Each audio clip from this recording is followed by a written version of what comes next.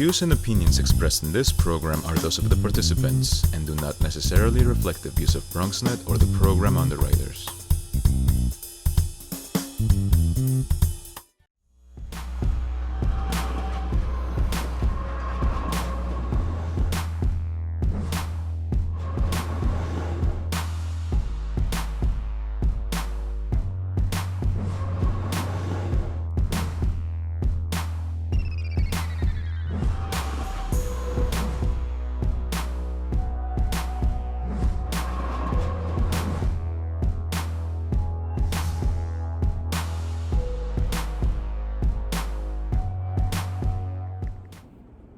Hello and welcome back to Open 2.0, and I'm your host, Alyssa Colon. Today we're joined by the Bronx Children's Museum, a museum on programs and activities for the youth. And welcome to the show, everybody. So hello guys, and can you tell us your name and your titles? I'm Christopher Gomez, and I'm the Arts Program Manager for the Bronx Children's Museum. I'm Deja Santiago, and I'm the STEAM Program Manager for the Bronx Children's Museum. Perfect, so hello and welcome. So for my next question is, who is the Bronx Children's Museum? I can answer that. So the Bronx Children's Museum, we've been around since 2005, and we are a museum with and without walls. So our official building is not open yet, but we do have a purple bus that goes all around the Bronx and takes part in our in-school and community programming that we provide for over 16,000 Bronxites a year. And we are geared towards children ages 0 to 9 and families. And we celebrate the natural curiosity and creativity and compassion inherent in all children.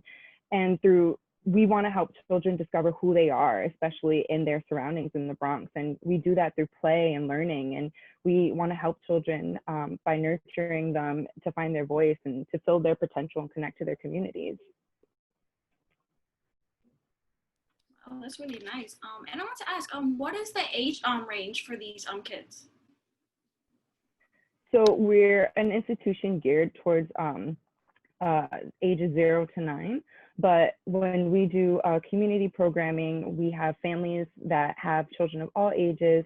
So we're geared towards ages 0 to 9, but we're a museum for everyone. Nice, I love that. Okay, and now for the next question, what are the missions and goals of the Bronx Children's Museum?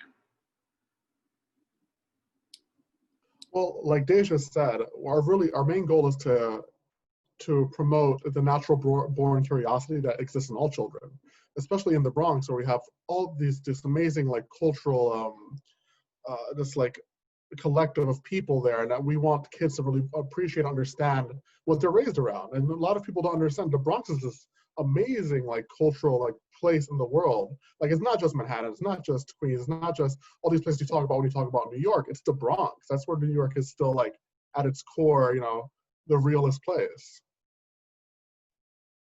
I love that. That's amazing. So for my next question is, why has art and STEAM education been vital for you and your community? So I can talk about STEAM programming. So just in case, to give you a little more clarification, STEAM stands for science, technology, engineering, arts, and mathematics. So STEAM programming is actually really important because it helps students with critical thinking skills, and it helps students recognize the intersection of art, science, technology, engineering, and math. And we have many in-school programs that we do, and they focus on different areas of the Bronx. So we have Little Friends of the High Bridge. It focuses on the High Bridge area of the Bronx. So Little Friends of Orchard Beach, that focuses on the Orchard Beach area of the Bronx. That Pelham Bay area, where we teach children about the flora and fauna of the Bronx and their neighborhoods, and help them instill a better connection, understanding, and pride in where they come from. And we do have some crossover with our arts programming, and Chris can tell you a little more about that. So for the arts programming, we kind of focus on a variety of things with all the kids. We don't want them just to paint or to draw. We focus on sculpting and the history of Afro-Latin jazz and music and dance. And we do this because we really want them to be well-rounded, not because we want them all to grow up to be like everything. They have to have the choices to make, right? Like, you want to know, do I like to dance? Do I love to paint? Do I love science? Do I love math? Like, if you don't give them the opportunities to learn these things, they'll never know. And so I think at its core, we try to give them all the choices that they can have, so that when they do become adults or when they do grow up and want to achieve their dreams, they know what their dreams actually are. That's beautiful. I love that. I actually have a nephew who's 3 years old and like, no, actually 4, and he's like getting into all these little things, and it's so good to expose him to like so many of like these like activities and like what to do. And it's just, I love it. Sorry. Sorry, my apologies. My glasses are like a little. Okay, so for my next question, what is the Dream Big program at the Bronx Children's Museum? I can talk a little bit about that. So our Dream Big program is our longest running program. It started in 2010, and it really focuses on encouraging children to follow their dreams and work hard by using stories of Bronx luminaries like Sonia Sotomayor and Sonia Manzano, who played Marie on Sesame Street, as inspiration. And it's traditionally offered as an arts education program every summer in select community-based organizations.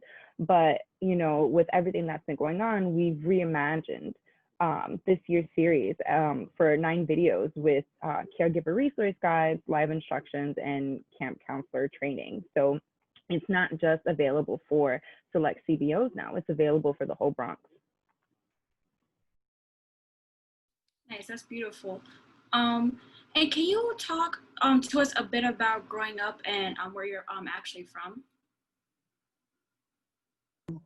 Yeah, for sure.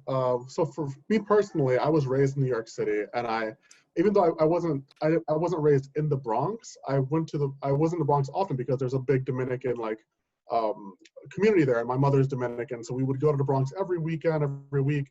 I teach at one of our schools, PS5. I teach up the street from a church I used to attend when I was a kid.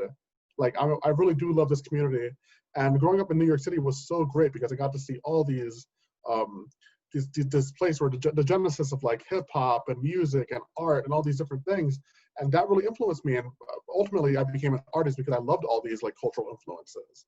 And now that I'm an educator as well, I want to give the kids that chance as well. That chance too. I want them to see like what they can be. And I think the Dream Big program is great because we highlight artists and creatives from the Bronx. It's not people that are like, I don't know, we're not talking about French artists, we're not talking about European artists that's we so often focus on. We're talking about Bronx-based artists that create work that's relevant to these kids.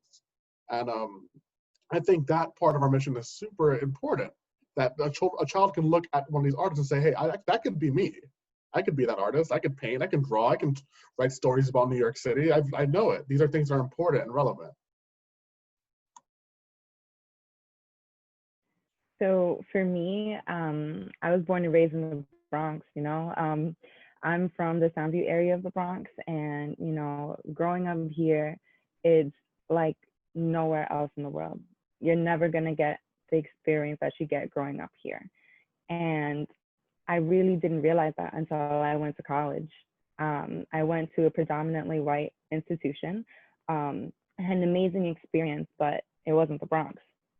So it was definitely a culture shock, but it made me really appreciate and value my upbringing and just where I'm from. And that's why I'm just so happy to actually be able to give back to my community because there's such a need. And I'm so glad I'm taking a part in actually, fulfilling that need. Definitely more work needs to be done, but, at least I'm starting somewhere. Yeah, I actually completely agree with you guys. I feel like being like able to like live in New York, and I feel like we're like so exposed to so many things at such a young age with like the different cultures and backgrounds, religion. It's like, and I feel like we're very lucky and fortunate to grow up around that and to just learn and just explore and like in our own communities and in our environment, So I completely agree with you both. For my next question, what were and are some of your passions and hobbies?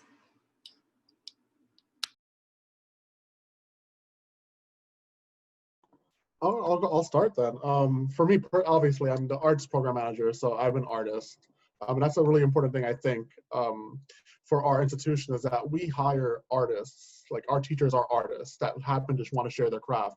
And me being the arts program manager, I fall in the same vein where I'm an artist, so I love to share how I work.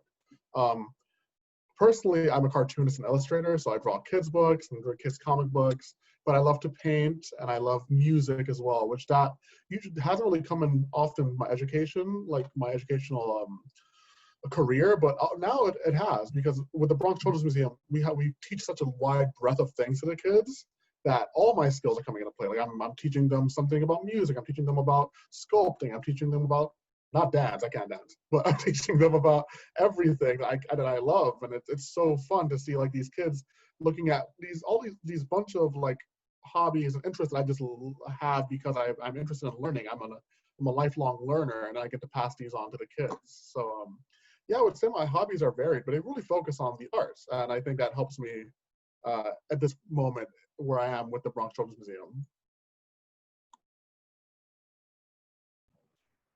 Yeah, so I'm the STEAM program manager. So my passion, especially when I was growing up, was science.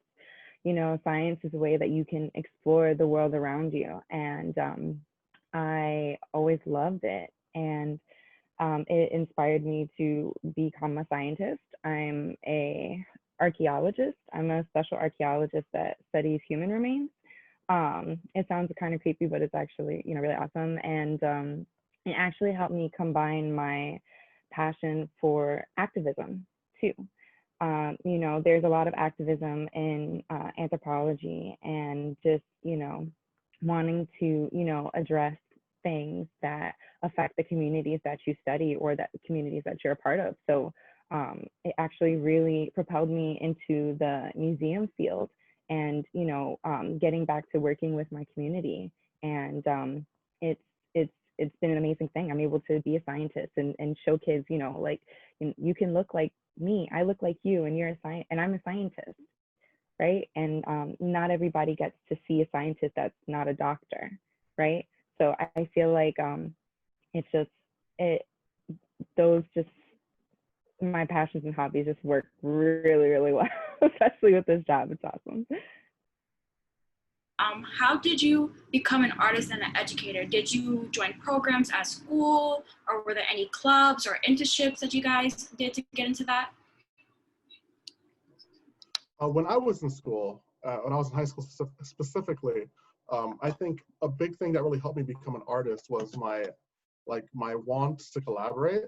So there are going to be artists around you wherever you go. People are like, you don't know who likes to sing or draw or paint, but if you are really open to expressing that yourself, you'll draw them in. So even today, a lot of times I get jobs just because I draw on subways. Like I'll draw while I'm going to work, I'll draw when I'm going back home. People come up to me, they'll talk, and we'll just have a conversation. I'll be like, oh, I need a graphic designer. Oh, I need an illustrator. And then I'll get a job off of that. But when I was in high school, the way I did it is I joined clubs. Like there was a drawing club in my high school, and there were very few kids there, but like I went there, and I still speak to these kids like 10 years later, now that we're all adults.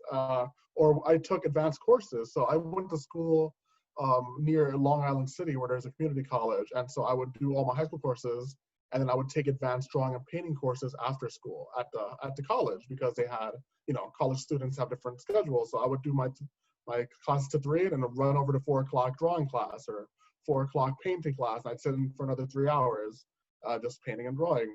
And I met people there, and I met my teachers there would recommend me for jobs, or they would recommend the schools I'd go to. And I would say, if you really want to be an artist, you need to be open to collaborate. And I went to school, I went to high school and graduated high school in 2009. So now the social media has blown up. Like ever since, I mean, it was big then, but now it's gigantic. It's everyone's life, right? So if you really want to be an artist now, you need to be talking to people. If you see someone's artwork that you like, message them, say, I really like your work, check mine out. Or like message them and say, hey, do you want to work together on a drawing or painting, or ask if they have any projects coming up that you can assist on, or things like that. I mean, I've worked with muralists. I've never known. I just asked them, hey, do you need like another hand for this mural? And I jump in, you know?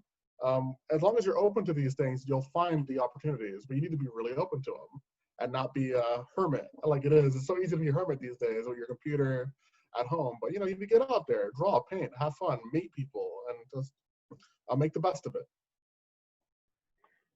So things I did when I was younger as a teenager, I took advantage of any opportunity that was given to me. So one of the things I really recommend is to find community partners that share your interests and partner up with them. Volunteer. For example, the Bronx River Alliance, the Bronx Children's Museum, any community-based organization that shares your interests. I really recommend you partnering up with them, as well as my personal journey started when I was in middle school. So I took any Regents exams offered to me, and then I took, I participated in, the taking college classes at Hunter College. That way I was able to be ahead when I actually went to college, and any opportunities that guidance counselors, community-based organizations, or, teachers, educators, mentors that you have, definitely make sure that you take advantage of anything that is offered to you, because you never know how it will affect you later on. Because I've had nothing but positive impacts. My network has grown so much because I took part in these programs, because everybody knows somebody. So that's exactly why you should always be nice to your teachers and educators, because you never know when you might need them. That is amazing. I love that. So for my next question, what or who influences your art and work?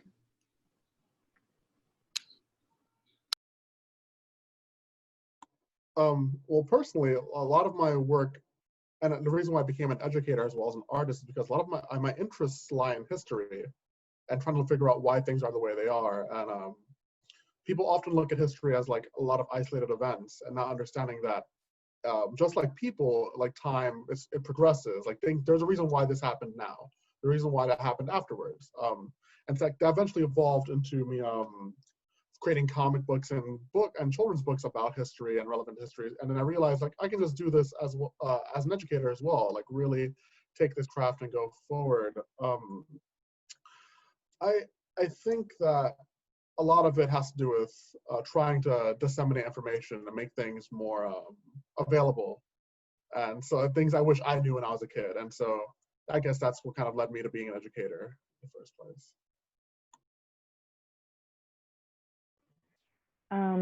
What really influences me in my work, it's my community. Being part of a community that is underrepresented, disadvantaged, and I just really want to be able to be a leader that helps correct these things, that provides access to resources for kids that look like me and may not look like me. It just my experience growing up in the Bronx and just realizing how much I love the Bronx and just how amazing it is, not only, culturally, but just naturally as well. We have such an amazing, array of flora and fauna, different waterways, and just an amazing history as well. And being able to provide a spotlight for the Bronx, especially as an urban space, that we are a part of nature, we are part of everything. I think that's what really inspires my work, and being able to be a role model, especially the one I didn't have when I was growing up. I love that. And I feel that more kids need to understand and realize being part of the Bronx, it's such a beautiful place, and there's so many different things out there, and it's people like you that make these kids realize wow, I'm so happy I live here, I'm born here, and it's just and you can really expand the horizon just by what you guys are doing, and it's amazing. I love that. Now for my next question, what is your style / method process of working or creating?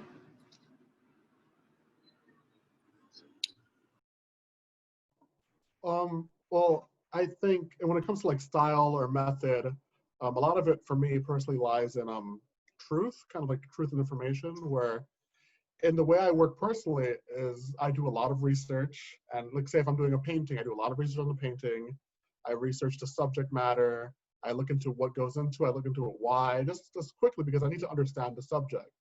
And that goes along with the same thing with comics or kids' books. And when it comes to educating, it's the same idea, where I I come from a point of truth. It's not about, it really isn't about trying to tell the kids how I feel about certain things.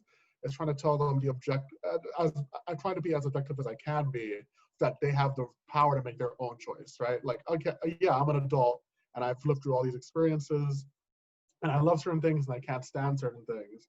But when you're an educator, at least I believe you have to give them the choice. Like, okay, I can't stand math personally. I don't like math. But when I teach a kid math, I don't tell them that. I teach them math. I help them with their math. And hopefully if this kid loves math, more power to him, because then that's less math I have to do. And that's fantastic for everyone, I think. Um, so, you know, I think in all things for me personally, it's about coming at something from a point of truth and objectivity. And then I get to form my own opinion, and these kids should form their own opinions as well. And I trust them, and I've seen them, and I've watched a lot of kids grow up, and I know that they're going to be amazing. So I'm completely comfortable doing that. So Nice. I love that. Okay, you go.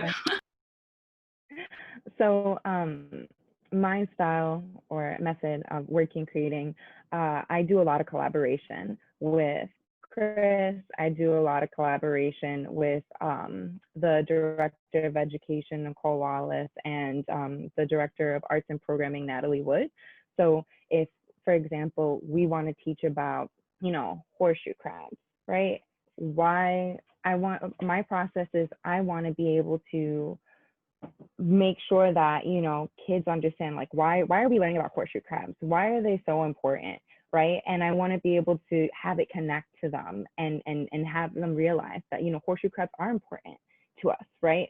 Horseshoe crabs are really cool because they have blue blood, right? They don't have red blood. They have blue blood because there's copper in their blood, and their blood is able to be used in order to test vaccines.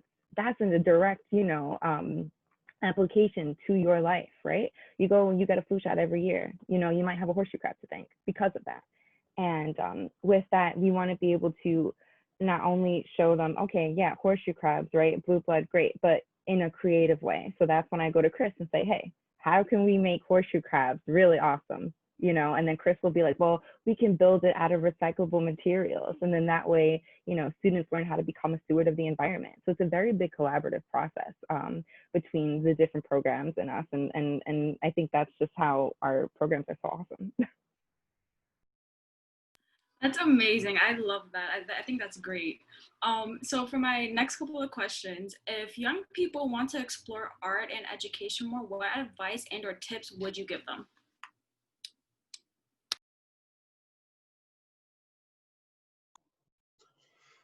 If I were to say, if you're going to explore art and education, like most things, you have to come at it, and like most careers, you have to come at it and be sure you want to. Like everyone always says, you can't be a jack of all trades, and that's not the absolute truth. But if you want to be an educator, if you want to be an artist, it does take a big part of yourself. You're giving the kids a lot of yourself. You're teaching them, you know, any number of things. And when it comes to art, it's the same way. You're giving yourself to like a painting or a song or a dance. It's a lot of energy emotionally and like physically. And so if you really want to get into art and education, you have to make sure you want to do it, and you got to put in the time. I would say, like, you have to really focus on it. I know personally when I was getting into the arts when I was younger in high school, I would do all my homework. I would do, you know, all the good stuff, make sure all my classes were ready and all my homework was set for the next day. And then I would, after being tired, I would draw and paint. Like, you don't get to really sleep on that. You don't get to be lax. And if you look at a lot of artists, especially the ones we work with in the Bronx, the ones we study with the Bronx Children's Museum, the art was their life. They focus on it, and it's great because we work with a lot of living artists, and we interview them, we talk to them, and we have them come into the classes, and they all say the same thing. They love what they do, but it takes a lot of work. And so I would say if you're going to get into the arts, just make sure you understand it. It takes a lot of work, and there are going to be a lot of days where you're not satisfied with yourself. But at the end of the day, you're going to love it. And if you don't love it, you might not want to be an artist, and that's fine.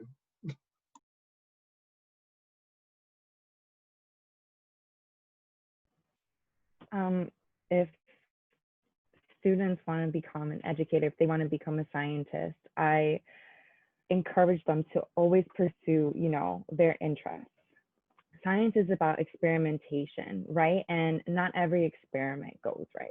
And that's when you come back to the drawing board and you think again, you know, I encourage them to take more risks, right? Be creative, especially, you know, when it comes to different fields of study, you know, or even, for example, you like video games, well, that's a lot of coding, that's a lot of graphic design, that's a lot of math. You know, explore the things that you are interested in. If you love nature, right, you know, focus on conservation, right? Because if you love these animals or flora, fauna, then, you know, there's going to be a really big community that loves them as well. And just don't be afraid to go for it. I didn't realize when I was younger, I thought I wanted to be a doctor, and now I'm an archaeologist. So, you know, don't ever think that any door is closed to you, because it'll always. Thank you. I completely agree with you on that. Like kids like need to like dabble in little things to see what they like, what they're really into, you know, and it's like, and at a young age, that's when you're supposed to like really go into like, you know, different types of subjects, because you never know, like they might like this and that, and it's okay to like more than one thing, you know, like it's completely okay with that. And they need to like realize, and we as like, you know, educators, like we need to tell them like, hey, if you want to do this and that, you could definitely do that, you know. So for my next question, if young people and families want to learn more about the Bronx Children's Museum, how can we do that?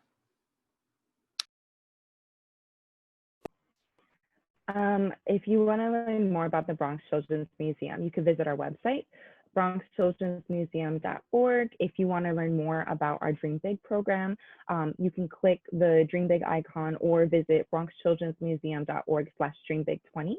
And you can also follow us on social media. So Facebook and Instagram at Bronx Children's Museum, and on Twitter, we're at BxChildMuseum. Thank you so much. And now, for my last question, do you have any advice and tips or a special message for youth during this time? Yeah, I think that if this interview says anything about the current situation, is that it takes all kinds to make something work. Like this organization specifically, it takes artists and scientists and people that are good at design and marketing, and people that are good at educational write-ups, people that are good at speaking to others. Like it takes all kinds of people to make anything work. And if you look at the social climate right now, a lot of the arguments are like who deserves what, and that seems silly to me. Everyone deserves everything. We all deserve a lot of things. And if if there's one thing I can impart to the kids, is like we just let everyone be themselves, and it really does mean that we should all get what we deserve, and that we all need certain things, and we need to stop trying to divide ourselves and realize that we all need to work together to make everything right.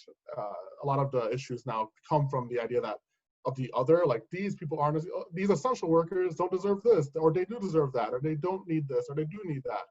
And if we just listen and open up and kind of like pay attention to what people want and need, instead of trying to figure out only what we want and need, I think we'd all be better off, honestly.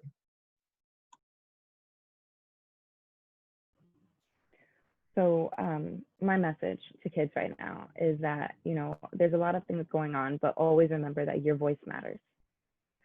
You know, your community, including the Bronx Children's Museum, we're here for you right now. We want to help you in any way that we can. And we know that it's really, really hard, and it's an unprecedented time, super difficult, but don't be afraid to use your voice to tell your grown-ups, your caregivers, what you need in this moment, especially when it comes to following your big dreams.